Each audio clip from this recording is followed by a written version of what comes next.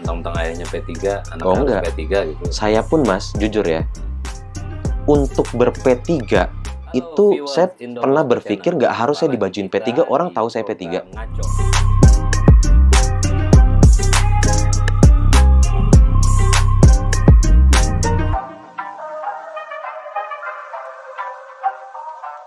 Halo viewers Indo Posko Channel, jumpa lagi kita di program Ngaco, ngobrol ala Indo Posko, sebuah program yang kita sajikan untuk para viewers yang tentunya menghadirkan narasumber serta tema yang berbeda yang nantinya viewer akan ikuti terus sampai akhir. Dan pada kesempatan kali ini Ngaco kedatangan seorang tamu, anak muda dia, karena ini juga bulannya pemuda, kita ngobrol tentang kepemudaan, yaitu Najmi Mumtaza Rabbani, betul ya? Betul, Betul. Ini beliau ini Iya, sapaannya nih Gus Najmi nih. iya, Gus iya, iya. Najmi.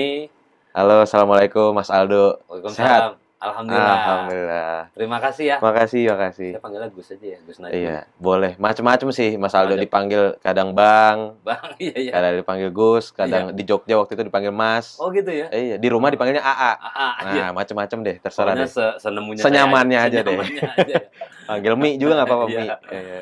Jadi Bang Najmi ini Ah, saat ini viewers dia ini anak muda, 24 tahun, tapi sudah menduduki sebuah jabatan penting di partai politik, yaitu Sekretaris Dewan Pimpinan Wilayah Partai Persatuan Pembangunan Provinsi DKI Jakarta. Alhamdulillah. Sekretaris Wilayah P3 DKI Jakarta. P3 itu sebuah partai politik yang salah satu yang tertua di Iya. Republik ini. Betul, Betul ya? betul. Dan yang terbesar di Provinsi DKI Jakarta. Maksud saya terbesar, sempat meraih perolehan suara. Punya sejarah ya. Punya sejarah Betul. panjang. Dan saat ini sekretaris wilayahnya, orang nomor 2-nya setelah ketua, ini anak muda 24 tahun. Iya, iya, iya. Tapi viewer Ngaco, sebelum masuk ke situ kita tahu dulu nih. Kita pengen tahu dulu nih profilnya Bang Najmi ya. Oke, oke. Yang nanti koreksi aja Bang Najmi. Iya, boleh, boleh. Atau saya yang nanya Mas Aldo, kayak Mas Aldo juga lebih paham nih. Iya. Boleh, Bang boleh. Najmi ini pernah menjadi Abang None. Oh iya. Begitu. Terus sempat kuliah di Yogyakarta pada Betul. 2 kampus yang berbeda. Iya, iya. Ya, ini udah pasti kalau ngomongin Yogyakarta ya Universitas Gadjah Mada, ya satu lagi apa nanti kita dengar dari dia. Dan terakhir balik lagi ke Depok ya. Iya. Sebuah universitas Universitas Indonesia ya. Iya. Itu perjalanannya dia. Nah, saya mau mulai begini Bang Najmi. Kenapa coba memilih untuk kuliah ke luar kota, ke luar Jakarta? Mungkin apa Bang Najmi dari Jogja bukan? Iya, bukan. Jadi Bukan. sebenarnya saya itu termasuk orang yang salah satu penakut ya, Mas Aldo. Penakut. Penakut dalam artian takut jauh dari rumah. Oke. Jadi dulu itu punya cita-cita ya mudah-mudahan sampai kuliah pun di dekat rumah di Jakarta. Di Jakarta. Nah, artinya saya menargetkan kuliah itu di kampus Jaket Kuning itu yang tadi Mas Aldo sebut. Iya, Semua jalur Mas saya tempuh di sana, ada jalur SNMPTN, Iya, SBMPTN, SIMAK, jalur hijau juga mungkin ya. Pokoknya semua jalur tapi semuanya ditolak. Semuanya ditolak. Semuanya ditolak. Jadi ya alhamdulillah akhirnya saya memberanikan diri untuk mengambil peluang yang menurut saya itu sebuah ketakutan pada awalnya gitu. Tapi saya melihat ketakutan itu bisa dimaknai juga sebagai peluang. Artinya saya bismillah, saya memilih untuk merantau di Jogja. Dan kuliah di Universitas Gadjah Mada. Universitas Gudang Menantu. Universitas Gudang Mada. Iya. Jadi katanya menantu idaman tuh gudangnya di situ. Oh, Mas Aldo. iya. Mudah-mudahan Guyon dapat. aja. Mudah-mudahan orang tuanya dapat menantu ya. Oh, pokoknya yang dapat menantu saya itu orang tuanya beruntung lah. Iya. Tapi saya baca juga Bang, habis ini berbarengan apa enggak? Oh, Apa iya, UGM dengan yang universitas apa satu lagi? Iya, jadi dalam perjalanannya memang karena saya di Visipol ya, Mas Aldo, Oke. Fakultas Ilmu Sosial Ilmu Politik di UGM, itu saya waktu itu berpikir dan saya melihat politik itu ada kaitannya sama hukum. Oke. Pertanyaan yang selalu muncul, apakah politik melahirkan hukum atau hukum melahirkan politik? Karena produk politik itu undang-undang dan undang-undang juga melahirkan politik gitu kan. Kayak itu ya. Kayak telur duluan apa ayam duluan? Iya. Iya, jadi Oke. akhirnya saya nggak ambil pusing untuk ini yang mana duluan. Saya pengen belajar dua-duanya. Dua-duanya. Saya pengen belajar dua-duanya. Akhirnya saya memilih untuk ke kampus Universitas Islam Indonesia, UII. FHUII, kampusnya Prof. Mahfud MD ya, Ya. salah satu tokoh besarnya beliau. Menko Polhukam sekarang. Iya. Dan memang dalam waktu yang bersamaan saya dibilang nekat juga nekat gitu. Ngaco nih, saya saya Iya. dibilang ngaco juga Jadi ngaco. barengan ya? Barengan. Memang selang ada beberapa semester, cuma waktu itu saya mikir, saya bilang ke ayah kan mempertimbangkan kamu kuat apa enggak. Gitu. Saya nggak mau mikir kuat apa enggaknya, tapi ini sebuah pengalaman gitu. Tuh, jadi ya udahlah Bismillah, saya pengen coba ambil pengalaman ini. Dan akhirnya saya berangkat ke FHUII. Memang dalam perjalanannya susah sekali Mas, menyeimbangkan waktu. Iya. Dan ya pada akhirnya saya memilih untuk tidak menyelesaikan yang di UI. Iya. Ini fair ini kalau gitu. Jujur ini. Iya. Memang tidak selesai ya? Iya betul. Karena nggak harus ditutupi juga. Iya, Saya bilang ke ayah, ya yang penting saya dapat pengalaman, saya dapat ilmu, saya dapat pertemanan baru. Menurut saya itu sebuah hal yang luar biasa lah. Kalau perkara sarjana doang ya. Iya, nggak serendah itu harapan kita gitu Mas. Bukan itu target kita. Sebelum ke UI Depok nih Bang. UGM apalagi ngambil Visipol ya, Iya. sosial ilmu politik. Jadi kalau sekarang sekretaris wilayah P3 emang jalurnya juga ya Iya. ke politik. Tapi saya juga sempat ngobrol dengan teman-teman Bang Najmi dalam sebuah kesempatan di P3 DKI saat itu. Bang Najmi itu pernah mencalonkan diri, kalau di sini tuh istilahnya Badan Eksekutif Mahasiswa, ketua BEM-nya. Entahlah kalau di UGM tuh apa. Pernah nyalon ya, Bang? Iya, nyalon pernah. Jadi ya? Jadi ya? Hah? Jadi. Jadi kalah. Jadi kalah. Ya. Tapi emang pernah ya? Iya, pernah. Di tahun... BEM apa? Betul. Sama istilahnya BEM ya. Ya, BEM. Ada yang menyebut sebagai ketua BEM, tapi diistilahkan juga sebagai presiden mahasiswa. Ya, Presma. Jadi, kalau saya ngasih motivasi, pengalaman gitu ya ke teman-teman, ke adik-adik, yang pernah nyapres tuh bukan Pak Prabowo doang. Iya. Depan kalian nih pernah nyapres, saya bilang gitu. Iya, benar. Meskipun skalanya mahasiswa. Itu di tahun 2018, Mas. Saya ingat betul. Momentumnya berkaitan dengan tahun politik juga. Oh iya, jelang pemilu. Betul. Jadi memang kontestasi politik kampus itu cukup dipengaruhi. Apalagi UGM. Skala nasional. Betul. Jadi memang kepentingan nasional gitu ya. Nyemplung nih di kampus-kampus. Dan saya termasuk kena imbasnya juga. Saya dicap, wah, Najmi ini kelompoknya ini, Najmi itu kelompoknya itu, tetap kena juga. Tapi Bang Najmi menyadari bahwa itulah sebuah proses pertarungan politik ya. Betul. Walaupun skupnya adalah kampus. Iya, benar. Saya sebenarnya kan awalnya sih pesimis ya, Mas Aldo. Bukan dalam ranah saya nggak percaya diri untuk maju, saya nggak tahu kapabilitas untuk maju, tapi lebih ke saya tuh nggak pernah meniatkan ini. Gitu. Karena beberapa teman dan beberapa sejarah gitu yang memang menjadi presiden mahasiswa, mereka itu sudah menyiapkan sejak mereka mahasiswa baru, sejak mereka maba. Jadi masuk kampus itu mereka menempati jabatan ini, setelahnya jabatan ini, itu sudah ada tangga-tangganya. Sedangkan saya enggak. Gitu. Saya memang ya berproses seperti biasa saja, mahasiswa biasa saja. Dan ditambah anak Universitas UGM itu yang kan dibagi menjadi mahasiswa reguler dengan internasional. Saya itu anak internasional. Dalam sejarah UGM nggak pernah anak internasional itu berani maju pemilu mahasiswa, nggak pernah gitu. Biasanya anak reguler. Biasanya anak reguler gitu. Dan ini pertama kali dalam sejarah saya mencalonkan diri gitu. Ya teman-teman internasional pada satu barisan gitu. Wah, bangga juga. Iya bangga. Makanya itu atas dorongan teman-teman, ya beberapa pihak juga akhirnya Bismillah lah. Saya maju gitu ya. Dan itu cukup keras. Iya. UGM tuh apa ya? Miniatur Indonesia juga, Mas Aldo. Karena di situ ada partai mahasiswa juga. Iya. Ada 7 ya waktu itu saya partai mahasiswa dan koalisi saya itu 4 partai. Iya, jadi mencalonkan jadi presiden pakai partai yang di partai kampus itu ya. Iya, bukan pakai P3. Bukan pakai P3. Itu nanti. Jadi hasil kita nggak omongin karena saya yakin yang namanya kita apalagi ini anak muda bagaimanapun ikhtiar yang paling penting. Betul. Bahkan ada hikmah. Betul. Soal hasil menang kalah, dipercaya atau tidak, itu persoalan lain. Betul. Lalu berlanjut saat ini, Bang Najmi juga aktif di berbagai organisasi kepemudaan. Setelah ya masuk ke UI mungkin, atau setelah atau sebelumnya. Tapi yang pasti, banyak organisasi kepemudaan yang Bang Nazmi ikuti ya, Iya, tentunya ya. betul. Saya senang ngumpul. Saya Oke. selalu melihat investasi terbaik dalam hidup itu adalah koneksi. Gitu. Bahasa agamanya silaturahmi. Silaturahmi, memperpanjang usia dan Rezeki. melancarkan rezeki, Iya. gitu ya. Dan saya memang mungkin orang bilang apa ekstrovert ya, demen ngobrol, Oke. gitu ya. Jadi ya memang organisasi dan komunitas itu salah satu ruh saya, gitu. DNA saya itu ya memang berkumpul, Iya, iya, iya. gitu. Kalau saya stres, kalau saya di rumah seharian itu nggak bisa itu, Mas Aldo stres gitu bawaannya, wah pengen ngobrol, pengen ngumpul. Ya akhirnya saya manfaatkan itu dalam hal-hal yang positif.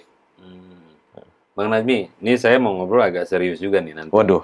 Serius-seriusnya Saya tapi minum dulu deh kalau iya, serius deh. silakan minum. Jadi sekarang ini bulan pemuda. Bang Nazmi ini 24 tahun. Iya. Aktif di organisasi kepemudaan lain-lain Iya. karena ruhnya juga orang yang berkumpul. Tadi ceritanya soal perjalanan di kampus dan lain-lain.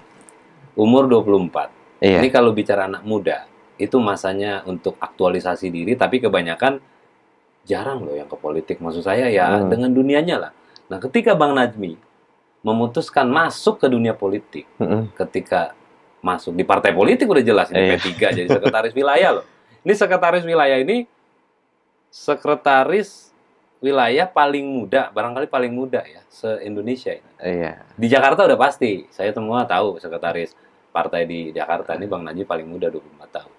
Itu enggak ini Bang, dengan teman-teman yang lain meninggalkan ya dunianya, kesenangannya, lalu masuk ke politik. Masuk kalau di keseharian, Mi, bener lu masuk politik? Udah ngomong ntar serius apa segala itu gimana itu? Iya. Saya sebenarnya cukup lama dikenal di lingkungan teman-teman itu memang orang yang suka dengan dunia politik. Gitu.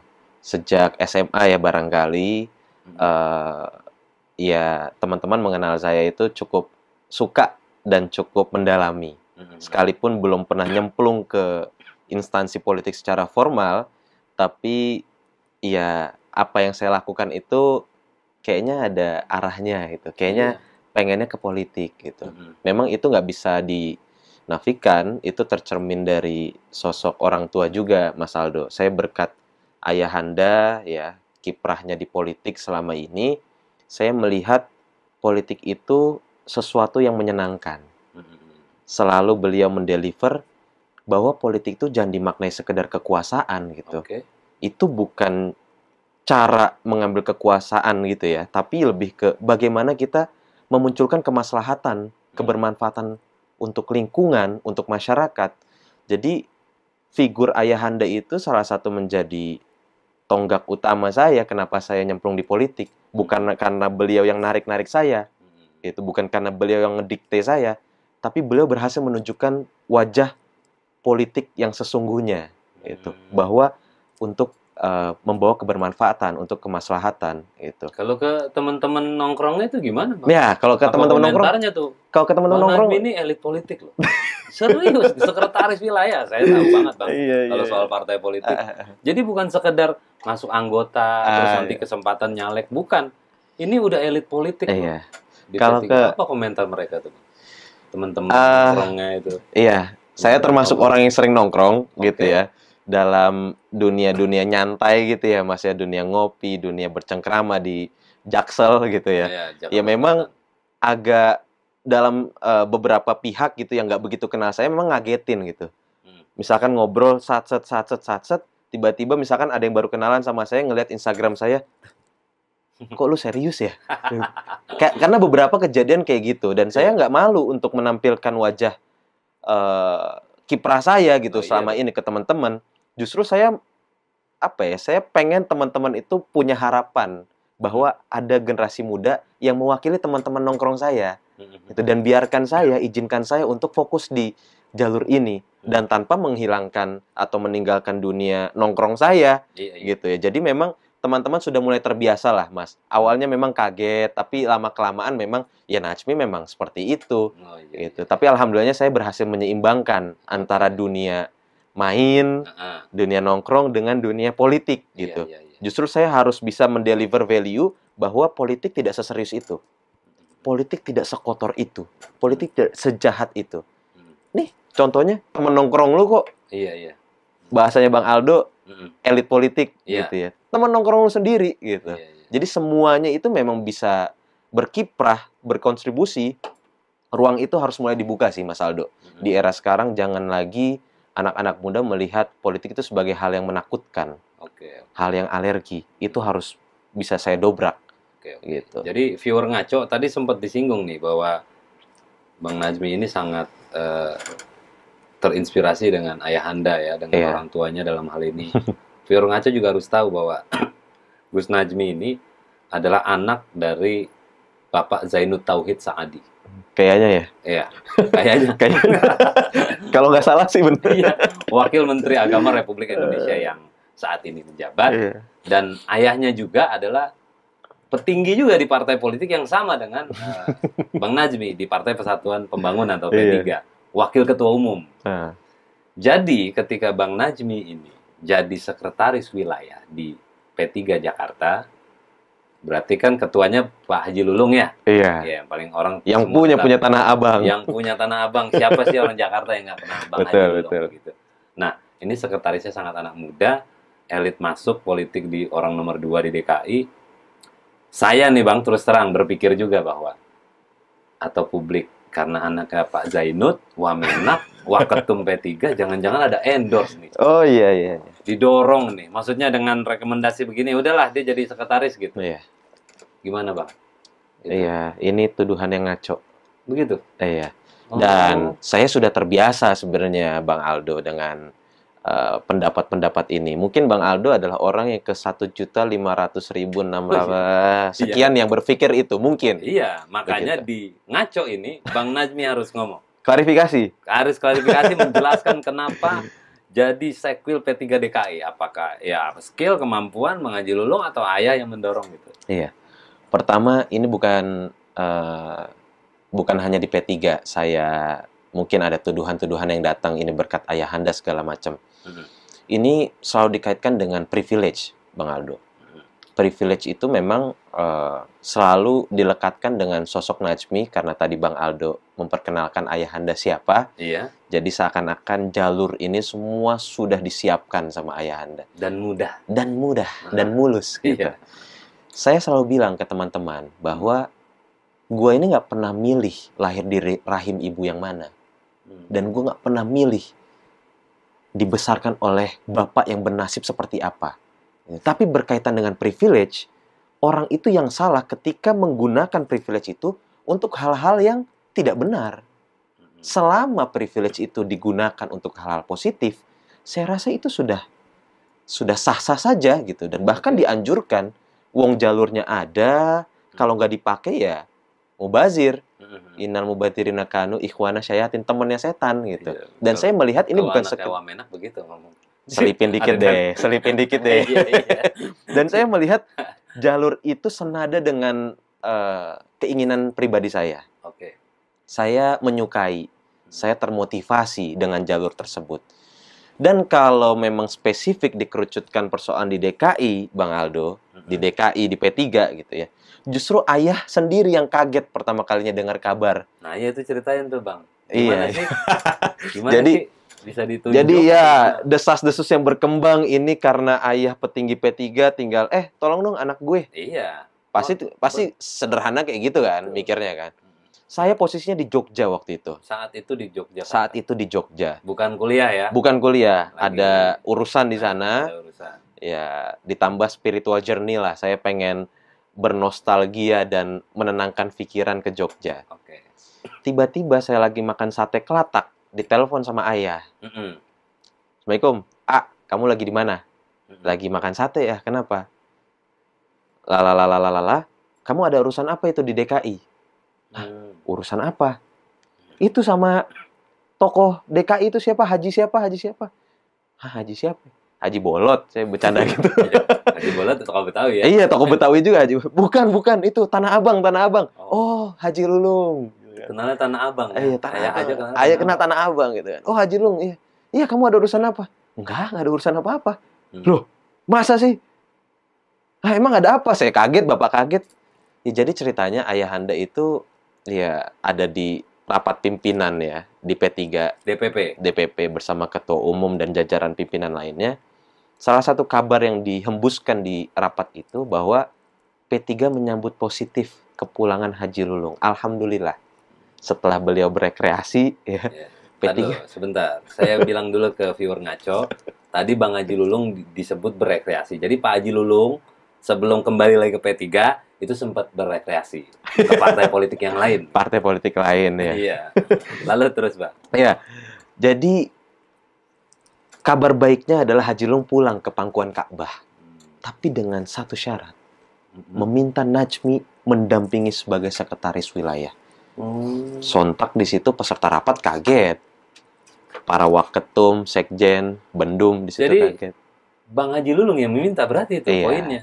Ya. Pak Haji Lulung meminta dan mungkin ada pertemuan khusus ya dengan Pak Menteri Bappenas, Pak Suharto Mono Arfa, Ya, ketua umum. Pak Ketua Umum P3.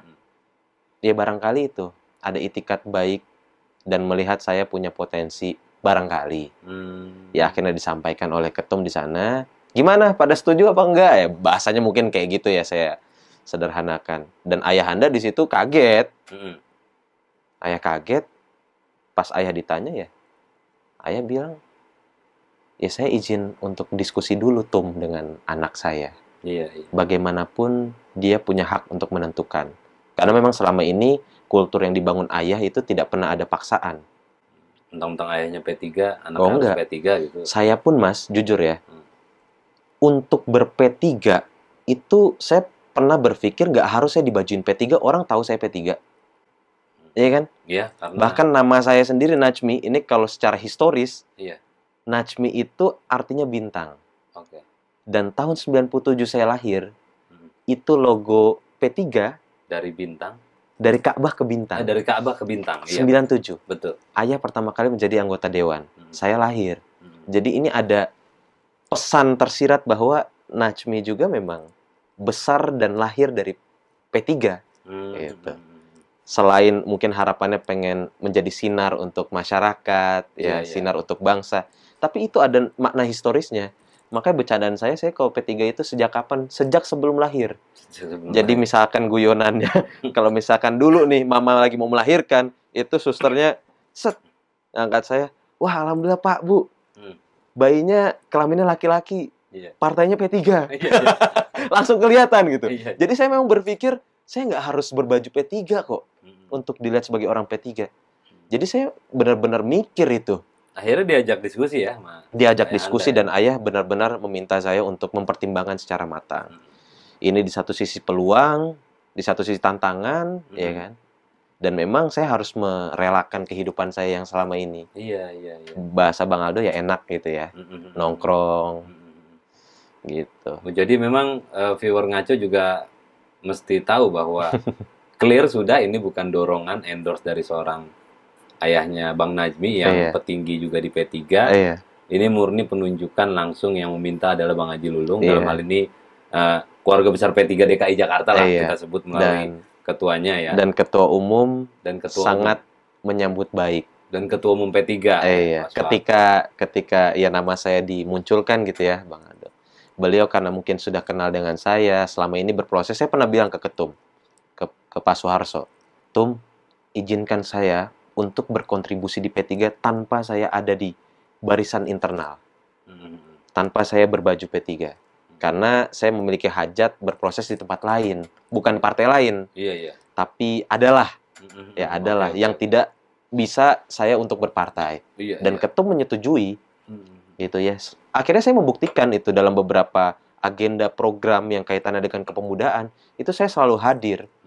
Ya barangkali ketika Pak Haji Lulung nyebut Najmi, ya beliau langsung Iya, iya. tarik deh. Betul. Karena gini Bang Najmi ya, jadi kalau P3 kan yang orang tahu ya orang tua saya, seluruh keluarga saya dulunya nih Iya. ketika partai politik masih sedikit gitu. P3 itu menjadi idola di DKI, kemudian tapi kesinian memang P3 itu kalau ngomongin partai yang anak muda banyak, semua partai mengklaim karena 60% itu milenial pemilih kita besok itu semua anak-anak muda. Iya. Jadi semua tanda petik jualannya milenial. Tapi P3 ini nggak tanggung-tanggung, bukan jualan tapi orangnya langsung masukin. Iya. Ya, saya nggak tahu Pak Haji Lulung dalam hal ini ketua maupun petinggi P3 punya pertimbangan lain. Tapi barangkali untuk mendahului Bang Najmi punya nggak semacam apa pemikiran bahwa kenapa saya harus masuk P3? Anak muda di DKI diajak P3 masuk. Iya. Apa yang memotivasi itu, Bang? Oke. Saya itu sampai detik ini alhamdulillah masih muslim. Ya. Dan saya melihat partai ini adalah partai yang sangat menghormati asas keislaman. Gitu ya. Jadi secara alasan personal kurang lebih ya saya ingin melihat bahwa P3 itu bukan sekedar partai politik, tapi P3 adalah sarana dakwah. Bahkan Syekhuna Simbah Maimun Zubair, almarhum ya, beliau menyebut bahwa dakwah di politik itu adalah fardu kifayah. Fardu kifayah. Iya. Artinya ketika sebagian orang tidak mampu mewakili aspirasi umat gitu ya, tidak mampu memberhasilkan, yang dosa itu semuanya. Gitu. Ya akhirnya ini harus kita tundukkan dulu niatnya bahwa ini semata-mata untuk sarana dakwah, kebaikan umat, kebaikan masyarakat. Dan saya melihat P3 ini sudah banyak dan sudah mulai bertransformasi. Dalam artian kita kenal P3 itu partainya orang tua. Iya, saya mau nyebut itu, cuma nggak mau. Biar cuma nggak enak kan? Partainya orang tua, iya. partainya engkong-engkong, partainya para kiai, gitu ya. Ya itu kesannya harus mulai dikolaborasikan bahwa, nih loh, dengan pengangkatan saya bukan sekedar simbol, tapi ini sebuah representasi bahwa P3 akan peduli terhadap isu-isu kepemudaan. Gitu. Jadi memang angin segar ini sudah mulai terasa. Itu kenapa saya juga Bismillah mengiyakan untuk masuk ke P3. Kalau P3-nya belum membuka diri, mungkin saya akan berpikir panjang lagi. Dan ini sudah terimplementasi ya di jajaran pusat gitu ya. Pengurusnya itu banyak sekali millennials, generasi Z gitu ya, Bang Aldo. Dan kepemudaan itu bukan hanya menjadi simbol belaka, tapi isu-isunya itu, target programnya itu memang arahnya ke sana. Saya ambil contoh sekarang P3 akan membranding sebagai partai ramah difabel. Partai ramah difabel. Iya. Partai ramah difabel itu ya memang wujud konkret bahwa P3 ini sudah inklusif. P3 ini tidak mau hanya apa istilahnya mengangkat-ngangkat soal takbir gitu ya. Soal glorifikasi agama semata, tapi inklusivitas ini dibangun. Misalkan contoh ya tadi, Partai Ramah Difabel. Kita menggalakkan banyak sekali campaign dan program-program yang nantinya kita insya Allah konkretkan gitu ya, Bang Aldo. Dan saya melihat, ya ketika saya dipanggil ke P3 ini bukan sekedar candaan gitu ya. Saya harus membawa gerbong sekian banyak anak muda yang peduli bahwa salah satu jalur perubahan itu ya ada di partai politik. Kita tahu sekali, orang kalau misalkan sekedar cuap-cuap gitu ya, tingkat kebermanfaatannya ya sebatas apa sih, Bang Aldo? Tapi dengan tanda tangan, secari kertas gitu ya, seorang gubernur kah, seorang wali kota, anggota dewan, itu dapat mengubah nasib seseorang bahkan ya sekelompok masyarakat. Itu kenapa saya cita-citanya ke sana. Gimana saya memanfaatkan jalur politik ini sebagai media kebermanfaatan, bukan hanya mencari kekuasaan. Gitu. Ya saya rasa anak-anak muda harus berpikir gini ya. Dan ini kita begitu ya, Bang ya. Ya dan kita tidak terjebak terkungkung dalam politik pragmatis. Saya mungkin menyayangkan ya. Memang di negara kita pragmatisme itu masih bermunculan di mana-mana. Masih. Dan saya pengen anak muda ini sebagai gerbang awalnya untuk menghilangkan tradisi ini. Bahwa politik itu harus bergagasan. Lu dipilih karena lu punya value, lu punya moralitas, lu punya gagasan. Bukan karena sekedar duitnya banyak doang. Gitu. Berapa sih Bang Aldo kalau dikonversikan orang sekali milih gitu ya, pemilih kita dikasih 100.000, mohon maaf, 50.000. Tapi untuk 5 tahun beliau menjabat. Berpikir nggak politisi ini untuk mengembalikan modal itu? Kalau mereka nggak berpikir mengambil modal itu, ya caranya akan kemana-mana gitu. Itu kenapa KPK masih rame kerjanya gitu. Dan nangkepin orang surut-surut. Kalau pandemi sudah menurun, KPK terus menanjak. Iya. Lembaga ad hoc itu kan dibentuk hanya untuk menurunkan bahkan meniadakan sebuah korupsi. Namun demikian karena masih terjadi hal-hal yang melanggar hukum sehingga diturunkan. Kayak KPK. Tadi kan Bang Aldo sempat guyon dikit ya. Iya. Ini lucunya dapet, semangatnya dapet, Iya. tapi bansosnya nggak dapet. Iya, itu PR tuh. Itu PR bahwa sebuah kasus memang harus dituntaskan setuntas-tuntasnya. Harus dong. Iya, Apalagi karena untuk kebaikan kita bersama dan semua sama di mata hukum. iya, begitu betul. Jadi Bang Najmi, ini juga inspiratif tadi ya untuk teman-teman viewer ngaco yang melihat acara ini, bahwa saya melihat anak muda juga jangan takut masuk politik. Wah iya. Dan ketika Anda ingin mengubah, Anda harus masuk di organisasi politik. Dalam hal ini, menurut aturan kita yang berhak adalah partai politik. Sehingga tidak ada kata lain untuk masuk partai politik jika Anda ingin mengubah keadaan negara ini. Iya. Kalau Anda tadi diumpamakan hanya bisa cuap-cuap dan segala macam, bukan sama sekali itu tidak penting dan berperan, tetap itu berperan dan penting. Namun demikian ketika Anda masuk anak muda di politik, dengan kekuasaan Anda punya, dengan kewenangan yang Anda miliki, Anda bisa mengubah nasib suatu bangsa ini. Begitu ya? Saya tidak mendiskreditkan orang-orang yang tidak memilih di jalur politik ya. Betul. Mereka juga punya peran. Mereka sangat punya peran. Tapi itu saya bilang memang soal secari kertas ya, dengan pulpen, dengan tinta gitu, kita bisa mengubah kebijakan. Gitu, dan arahnya harus yang baik-baik. Saya melihat figur-figur yang saat ini diidolakan gitu ya, figur sejarah kita misalkan Pak Soekarno, Bung Hatta, Syahrir gitu ya. Mereka itu kan sebenarnya figur-figur politik. Iya. Tapi kok saat ini rasa-rasanya anak-anak muda itu tidak ada yang mengidolakan figur politik. Iya, betul. Ya karena memang kita kerap kali dipertontonkan dengan wajah politisi yang tidak bermoral gitu ya. Mudah-mudahan di bulan pemuda ini jadi perenungan ya. Harus menjadi perenungan. Bahwa kita punya tokoh-tokoh politik yang besar di Republik ini, para founding father dan lain sebagainya. Dan kita bisa mengarah ke arah lebih baik. Insya Allah. Bang Najmi, terima kasih. Makasih banyak. Sudah main ke studio ngaco. Waduh, ngobrol ala Indoposko. Ngobrol ala Indoposko. Tadi sempat main ke redaksi. Jadi viewer, Bang Najmi ini memang repot banget waktunya kalau udah jadi sekretaris wilayah. Banyak meeting atau rapat-rapat kepartaian yang harus diikuti. Tadi sebelum masuk ke ruangan beliau juga sempat ngomong bahwa waktunya segini-segini karena mesti ketemu ini. Oh siap. Kami paham sekali dengan waktu-waktunya. Terima kasih ya. Makasih banyak. Salam untuk warga besar P3 DKI Jakarta. Nanti saya izin, saya izin mengundang yang punya Tanah Abang untuk kesini juga boleh? Oh pasti dong. Kita melalui Bang Najmi, kita berharap itu Ketua P3 DKI Jakarta, Bang Haji Lulung, itu bisa main ke. Amin, insya Allah. Ngaco. Kita tunggu di sini Bang Haji Lulung. Doa saya Jilunglang, ya. Jilunglang ini Haji Lulung pulang. Amin. Fenomena ini harus memiliki magnitudo se-Indonesia. Amin. Jadi bukan hanya DKI Jakarta yang bangkit P3-nya, tapi harus menjadi efek besar skala nasional. Gitu. Terima kasih. Insya Allah saya buktikan. Amin. Amin. Rabbal alamin.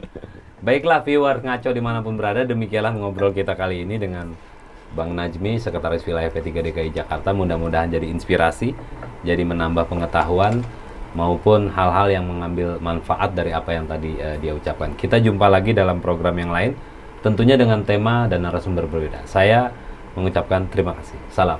Saya Najmi Mumtazar Rabbani, Sekretaris Wilayah Partai Persatuan Pembangunan DKI Jakarta, mengucapkan jangan lupa like, comment, share, subscribe Indoposko Channel karena isinya sangat berbobot dan bermanfaat.